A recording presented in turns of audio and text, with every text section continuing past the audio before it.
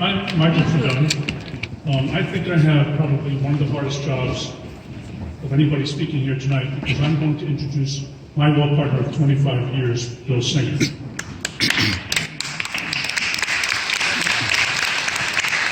You know, I've worked up a bunch of remarks, and I thought to myself, after having worked up all these remarks, that most folks in this room know Bill Singer and know of Bill Singer, and know of his dedication and his dedication to his work. In the past, Bill was a founding member of the Hyacinth AIDS Foundation in response to that epidemic. He was a founding member of the National Lesbian and Gay Law Association, now known as the National LGBT Bar Association. And more recently, as families have changed, grown, and evolved, Bill's been involved with leading the fight to make certain that courts, judges, and laws come around the very slow curve and recognize that things are different now. And that's a good thing, but it's still a bad thing that many people don't recognize that. As his law partner over the last 25 years, I got to witness these changes. I got to watch these things happen. Bill would often come into my office and he would sit down and he would talk about these things with wide eyes, and he'd say things like, wow, this is really happening, or I can't believe this judge said that. And he would share these things with me over the years, and I would encourage him as I could, however I could. You know, I could go on and on and on, but I won't. I will say the following.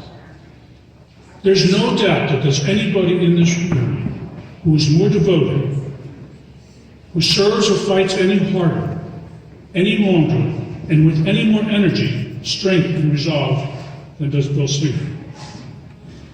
You know, as I talk about families, Bill's been a part of my family. My 3 kids call him Uncle Billy.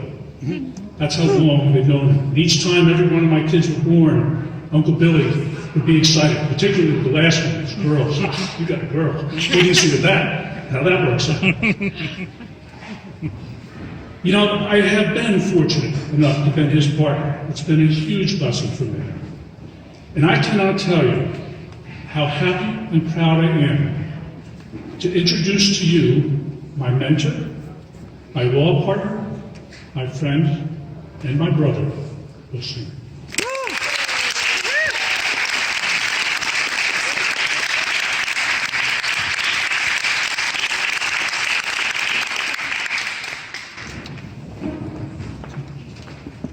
Last but not least, I'm going to be short here, so it's interesting for me because I don't practice law in New York City, and you know, I'm listening to everyone else speak tonight. You practice in a different environment than I do. I've been practicing law for nearly 50 years out in the wilds of New Jersey, and there are wilds out there, and it's a different type of practice.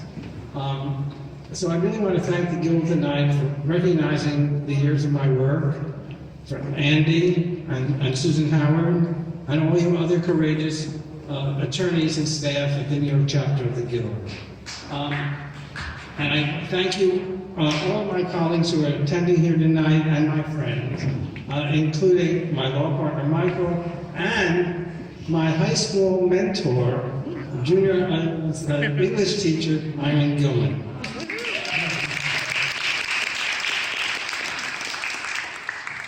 I love the work I do, and I sincerely appreciate you recognizing it tonight. But tonight, I feel I stand here not just for myself, but as a representative of others in 2 ways. First of all, I am one, among others, of frontline attorneys practicing LGBTQ family law. Many of you are here tonight. We are really on the front line. And in this day and political era, LGBTQ family law is really civil rights law. We are civil rights lawyers, fighting for the civil rights of our clients.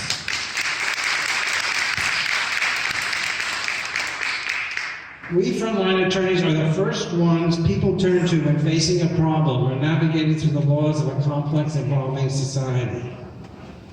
Every day, something new comes into our office, whether it's people trying to create a family or protect that family, to make sure that they have rights to see their children, who face discrimination or are threatened with violence. I'm sort of guided by a favorite quote of mine from Bill Veeck, who was a baseball owner in the mid-20th century. He said, "I try not to break the rules, but merely to test their elasticity." That captures what my practice is like, bending rules so that they reflect the reality of my clients' lives. Yeah, that was good. Through my practice, we've helped same-sex couples craft ways to get recognition of their relationships long before marriage was even a far-off dream. We convinced judges to allow a child to have two parents of the same gender, which would really protect that child. We coached judges to give statutes gender-neutral reading. We work with trans clients to protect their privacy while getting their names and gender markers to align with their identity. So I want to say that I stand here as a representative of my colleagues throughout the United States and worldwide who work every day to fill this need and fight for our civil rights and our dignity.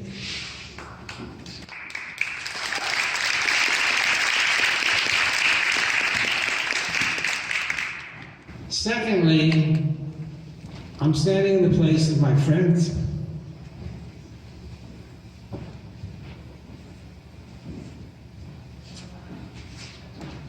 and my colleagues, and I stand there as a survivor of the AIDS epidemic. Yes, I have done legal work and won victories which were significant, for which I'm being recognized tonight. But although I know I seem special, it's only because so much of my cohort of colleagues and friends were decimated. Whenever I get an award or I'm recognized for an achievement, as you can tell, I feel a deep sorrow and pain for those who should be very lifted.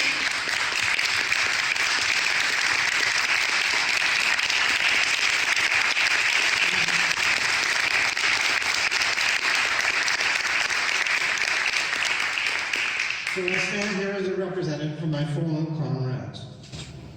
Finally, I want to give thanks to two individuals who made much of what I do possible.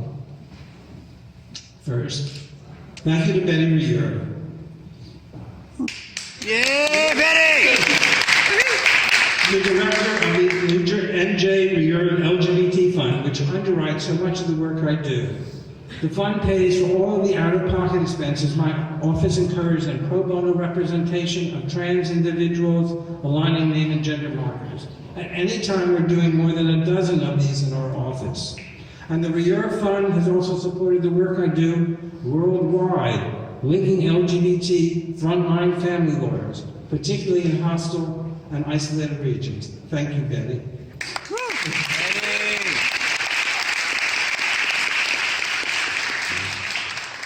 And finally, a big thank you and lots of love to the man I'm proudly married to, Raul Daniel Luna.